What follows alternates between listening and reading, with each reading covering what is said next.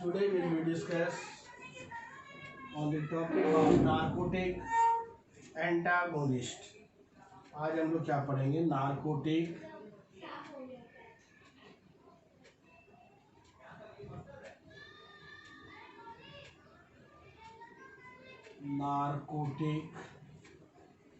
Antagonist.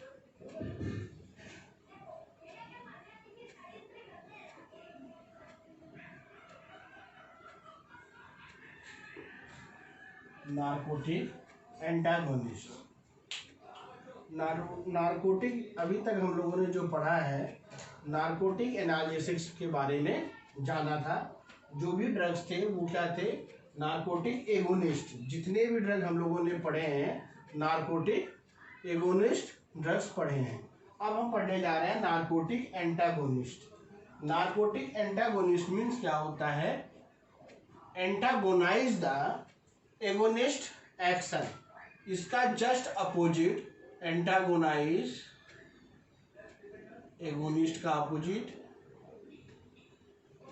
Agonist का opposite क्या होता है? Antagonist.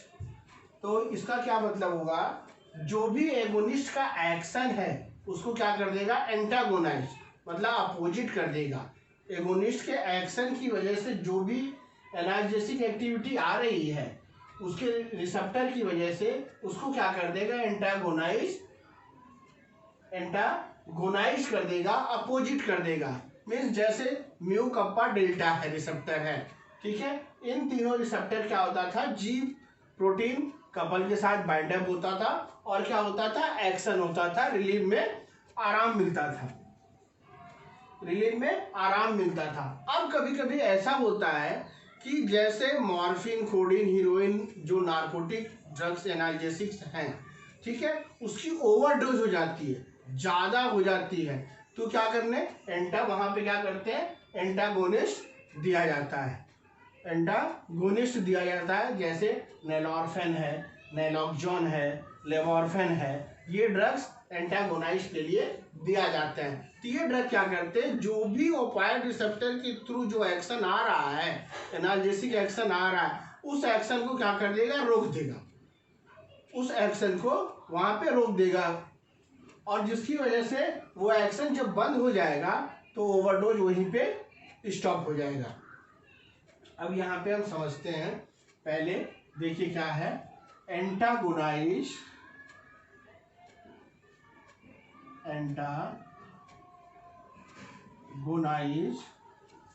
The agonist action. Agonist action, ठीक है। अब इसको हम समझते हैं कि एंटागोनाइज द एगोनिस्ट एक्शन। अब हमने क्या पढ़े थे? रिसेप्टर, ओपाइड रिसेप्टर क्या पढ़े हैं? ओपाइड रिसेप्टर देखिए, ओपाइड रिसेप्टर हम लोगों ने पढ़ा है म्यू, कप्पा एंड डेल्टा। और ये एंटागोनिस्ट हो सकते हैं वन या मोर रिसेप्टर, एक या एक से अधिक भी रिसेप्टर के साथ बाइंड अप हो सकते हैं, ठीक है। कोई जरूरी नहीं है तीनों के साथ, एक या एक से अधिक रिसेप्टर के साथ बाइंड अप हो सकते हैं, म्यू, कप्पा एंड डेल्टा, ठीक है। अब थोड़ा सा समझते हैं यहाँ पे। ये देखिए,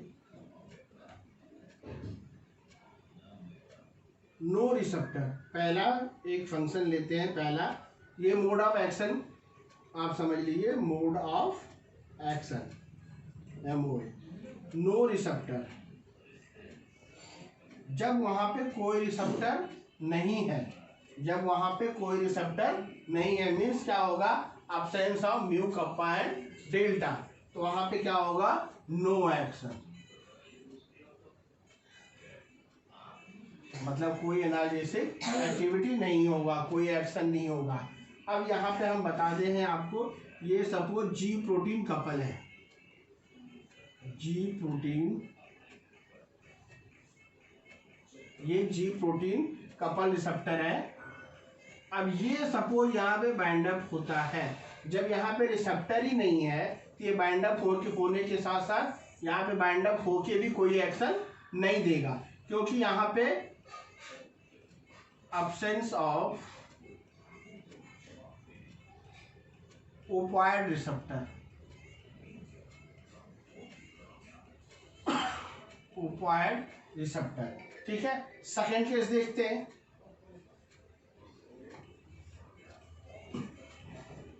सेकेंड केस में देखते हैं ओपायड एगोनिस्ट।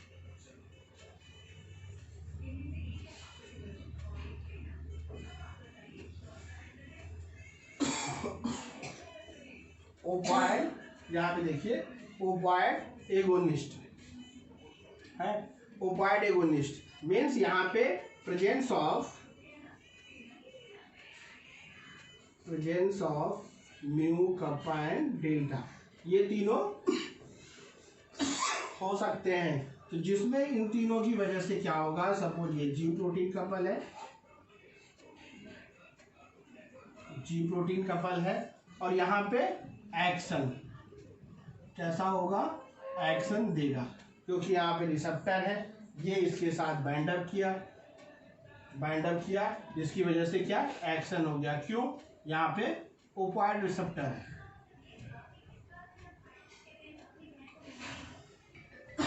ओपायड रिसेप्टर है।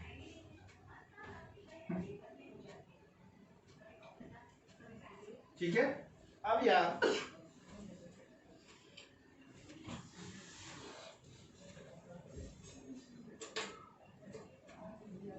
यहाँ पे थर्ड केस क्या है, यहाँ पे मान लीजिए थर्ड केस हम इधर लिखते हैं।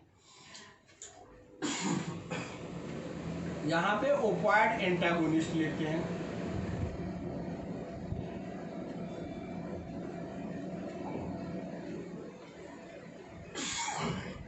ओपायड एंटागोनिस्ट। ये क्या करेगा, यहाँ पे देखिए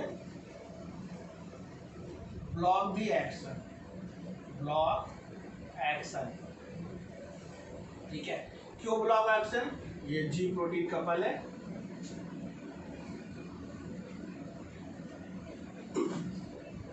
ये ऑलरेडी ओपायड एंटागोनिस्ट। ये एंटागोनिस्ट कब दिया जाता है, जब एगोनिस्ट से ओवरडोज हो जाता है, उसके ओवरडोज को कम करने के लिए या ब्लॉक करने के लिए। ठीक है, अब ऑलरेडी आपको यहाँ पता है ओपायड रिसेप्टर है, तो म्यू कप्पा या डेल्टा, ये तीनों रिसेप्टर है। तो यहाँ पे रिसेप्टर है, ये हमारा मान लीजिए रिसेप्टर है,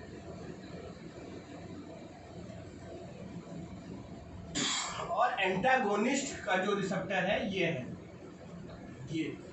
अब इसमें क्या है, ये एंटागोनिस्ट है, ये एंटागोनिस्ट है। अब ये क्या करेगा, इसकी एफिनिटी इससे ज्यादा होगी। जो रिसेप्टर ओपायड रिसेप्टर है या ओपायड एगोनिस्ट है, उसकी एफिनिटी एंटागोनिस्ट की एफिनिटी से कम होगी। ठीक है, तो ये क्या होगा, यहाँ पे इसको क्या करेगा, ये जो है इसको रिप्लेस कर देगा। ये रिप्लेस किया, ये रिप्लेस करने के साथ ये हट जाएगा और ये अपनी जगह पे आ जाएगा, जिससे क्या होगा, इसका एक्शन बंद हो जाएगा। ठीक है, तो ये इसका था mode of action, narcotic antagonist, antagonise the agonist action, मतलब एगोनिस्ट एक्शन से जो भी आ रही है प्रॉब्लम, ओवरडोज, कभी कभी पेशेंट ओवरडोज, इसलिए इसको एंटीडोट की तरह यूज करते हैं। नार्कोटिक एंटागोनिस्ट को किसकी तरह यूज करते हैं, एंटीडोट की तरह यूज करते हैं। यूजेस क्या है, एंटीडोट मतलब एगोनिस्ट का तोड़।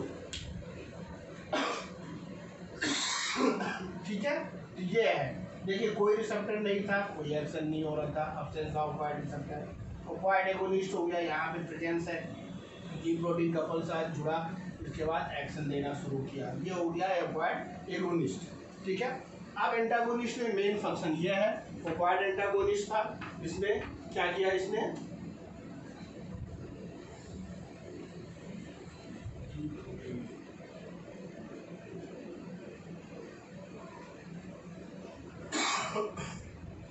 ओपायड एंटागोनिस्ट था, इसमें म्यू रिसेप्टर के पास, ये रिसेप्टर यहाँ पे ऑलरेडी है, म्यू कप्पा डेल्टा। एंटागोनिस्ट का एक अपना रिसेप्टर होता है, वो एक या एक से ज़्यादा भी हो सकते हैं। एंटागोनिस्ट की एफिनिटी ज़्यादा है, इसलिए इसने क्या किया, इसलिए इसने क्या किया, एगोनिस्ट जो रिसेप्टर था उसको रिप्लेस करके ये अपना जगह बना लिया और जिससे इसका एक्शन को ब्लॉक कर दिया एगोनिस्ट के एक्शन। तो ये था इसका मोड ऑफ एक्शन एंटागोनिस्ट। अब देखते हैं स्ट्रक्चर।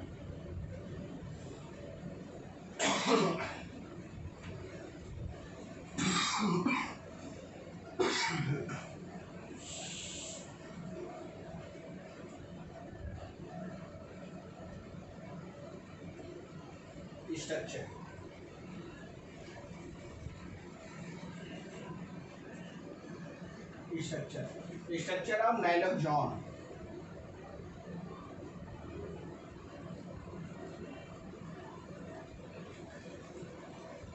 नाइलोक्सोन, यहाँ पे नैलोरफिन।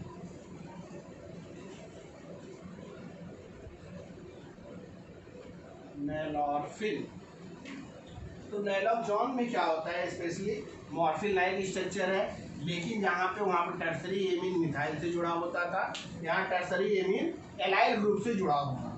ठीक है, अब देखते हैं।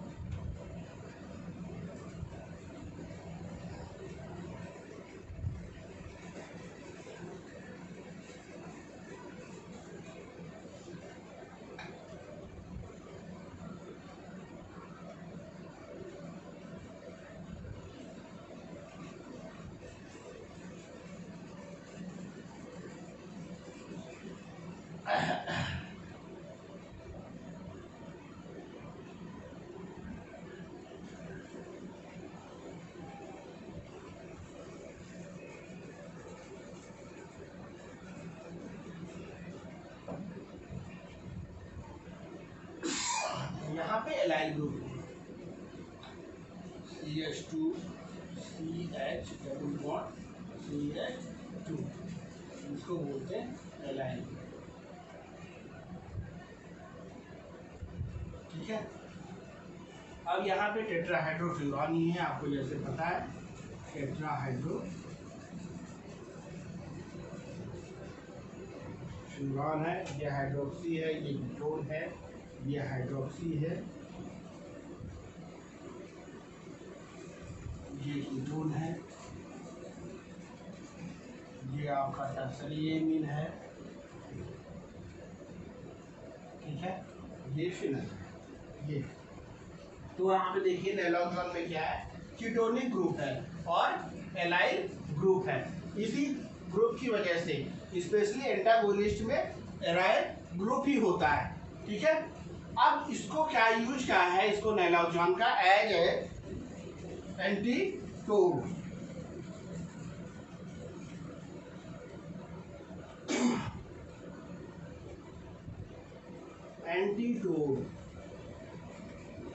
एंटीटोड की तरह यूज कर सकते हैं। ठीक है, दूसरा क्या करते हैं, ओपाइड रिसेप्टर, जो ओपाइड रिसेप्टर का एक्शन है उसको रिड्यूस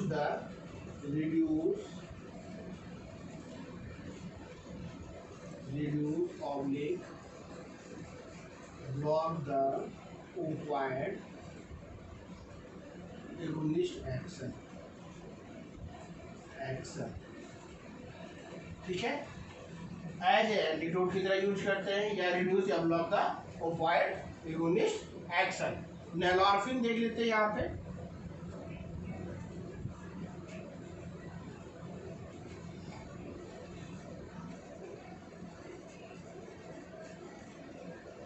इसमें आपके 3 ड्रग्स हैं, नैलोक्सोन, नैलोरफिन एंड लेवोरफेन। तो लेवोरफेन ऑलरेडी हम आपको पहले बता चुके हैं।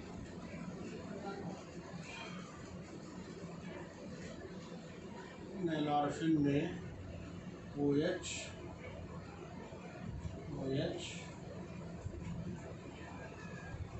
यहाँ पे भी लाइट ग्रुप हो जाएगा।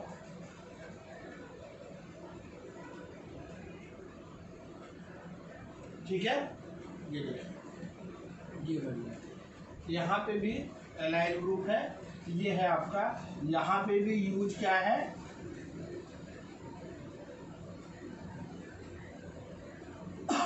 Act as antidote, same reduce oblique block the action of agonist, ठीक है। ये हो गया नैलॉक्सोन, ये हो गया नैलॉर्फिन। नैलॉर्फिन में क्या है, सिर्फ डिफरेंस है, यहाँ पे कीटोन था, यहाँ पे हाइड्रोक्सी है, बाकी सारे ग्रुप वही चीज है। ये लेवोर्फिन ऑलरेडी हम आपको बता चुके हैं, ओपिएड एगोनिस्ट में जब नार्कोटिक एनाल्जेसिक्स पढ़ रहे थे, वहाँ पे लेवोर्फिन आपको हमने बता दिया है, ठीक है। ये था नार्कोटिक एंटागोनिस्ट। ये नार्कोटिक एंटागोनिस्ट क्या करता है, एंटागोनाइज द एगोनिस्ट एक्शन, ठीक है। उसको जस्ट जो नार्कोटिक रिसेप्टर या ओपिएड रिसेप्टर है उसको रिप्लेस कर देता है वहाँ से, और ये इसकी हाई एफिनिटी की वजह से उसको रिप्लेस करके वहाँ पे उसके एंटागोनिस्ट प्रेजेंट हो जाता है और उसके एक्शन को ब्लॉक कर देता है, ठीक है। ये था आपका नार्कोटिक एंटागोनिस्ट। इसके बाद पढ़ेंगे NSAIDs, anti inflammatory drugs. Okay, thank you.